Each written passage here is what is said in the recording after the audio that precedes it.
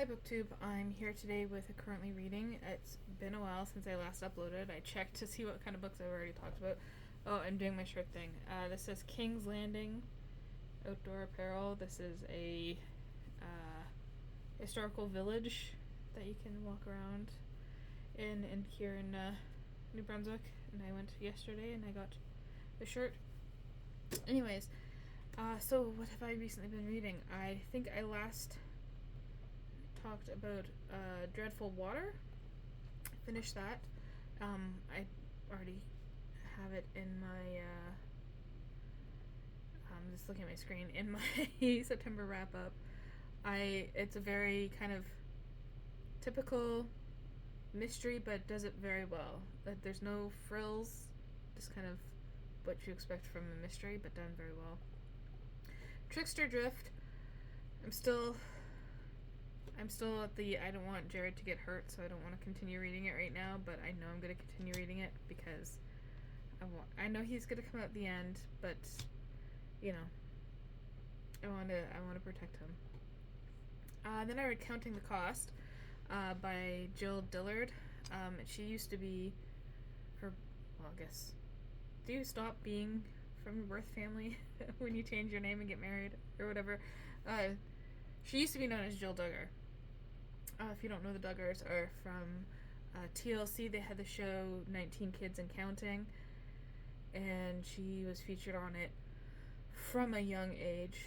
I think they had, it was 15 kids or 16 kids and pregnant again, so they had at least like 3 or 4 kids on camera, and then it went to like the oldest son and daughters having kids and stuff like that.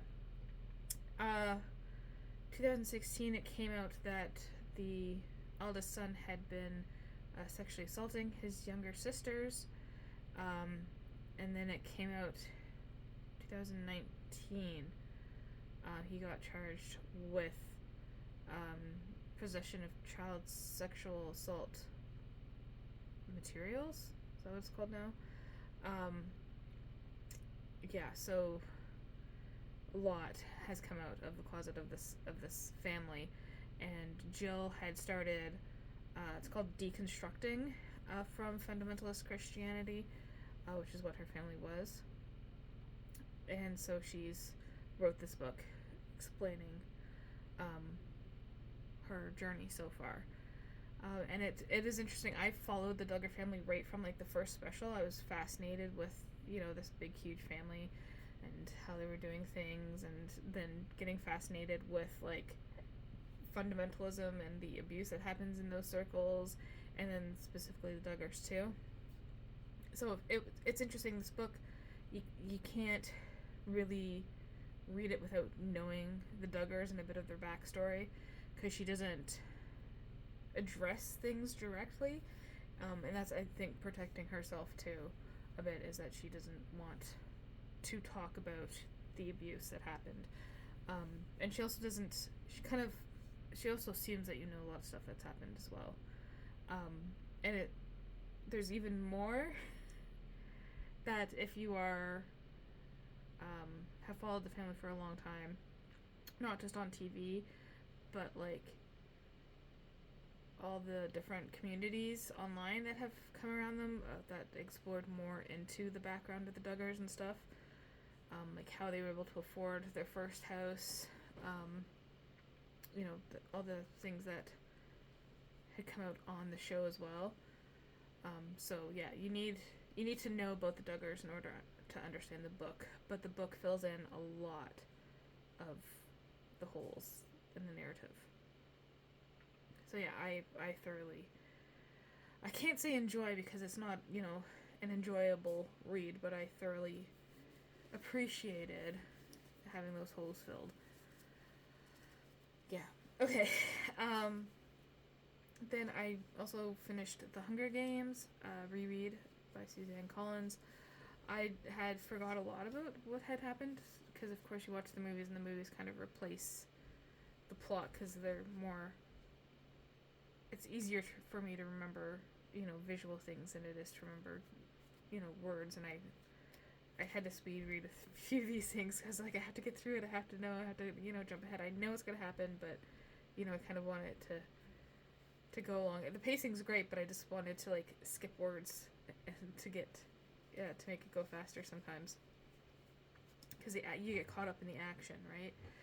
That's why I wanted it to go faster, because the action was going faster, so I felt like I had to read faster and miss out on certain things, but I got it. I remembered a whole bunch more, like Katniss being like killing cats, like she wanted to kill Prim's cat, and she was just speaking about it like nonchalantly.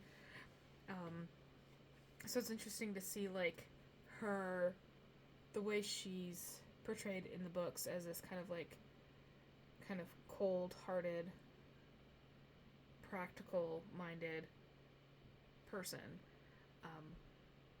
Yeah, it's quite interesting. That's my biggest takeaway from it. And now I'm reading the Bible again for the first time by Marcus J. Borg. I was supposed to read Midnight Gang. I've decided I don't even want to read that. It just didn't appeal to me, and there were some questionable, like, racist, ableist stuff going on, so I was just like, in the first few pages, I was just like, I don't think this is for me. Just things that I couldn't even, like, pinpoint exactly, it felt off. So I decided to pick up this, because I just moved I'm looking up here, because my shelf's up here, my Bibles were up there, and I'd moved them to the shelf on my bed, and while doing that, I was like, I should read my religious book for this month, because I didn't do it last month. And so this is about, right there, taking the Bible seriously, but not literally. And I'm just I'm like 10 pages in, so not much to say about it yet. Let's do the flap thing. This is interesting here. The accessibility of the Bible to anybody who can read has been a mixed blessing. Positively, it has resulted in a democratization of Christianity. No longer are the riches of the Bible known only to an educated elite, but it also has negative consequences. It has made possible individualistic interpretation of the Bible, and that, coupled with the elevated status given to the Bible by the Protestant Reformation, has led to the fragmentation of Christianity into a multitude of denominations and sectarian movements, each grounded in different interpretations of the Bible. So yeah, this is more about reading the Bible, not literally. So that's interesting. And the consequences of reading the Bible literally. I'm just going to click on my comics page. I'm currently working on exporting a video. So I don't think I talked about these in my last currently reading. These manga. I read like the first 12 chapters, I believe it was, or 15 chapters, maybe even 16. I think I got halfway through of this manga called Demoted to a Teacher. The strongest stage raises an unbeatable class. Something along those lines. It's really quite enjoyable. It's a manga that is about this world where monsters are slowly taking over the human land, and this guy, he's like the strongest soldier that they have. He starts questioning the nobles, and so he gets like thrown out, and he becomes a teacher, and he goes about teaching this class. And then I finished volumes 5 and 6 of Persona 4. And it's interesting because it felt like an end because they caught the murderer. It's probably a spoiler, but you can kind of tell by the point you get there that things are starting to wrap up with that plot line. But there's still another apparently 7 volumes, so I'll have to. I have them. I have e-copies of them because my library didn't have any more physical copies. So yeah, that's it for me. So far, I have some videos coming out this coming week about AI and whether AI can run a booktube channel, and I forgot about how intensive I have to get into it, so that's what I'm currently doing, and hopefully I can get those videos out in a timely manner this week. But let me know what you've currently read, reading, finished, and going to read next. I don't know what I'm going to read next. I'll figure that out some other time. when I'm done this one. I'm back to just reading one book at a time, which is helping. So that's it. Thank you for watching. I thought I had a mark on my hand. It's weird.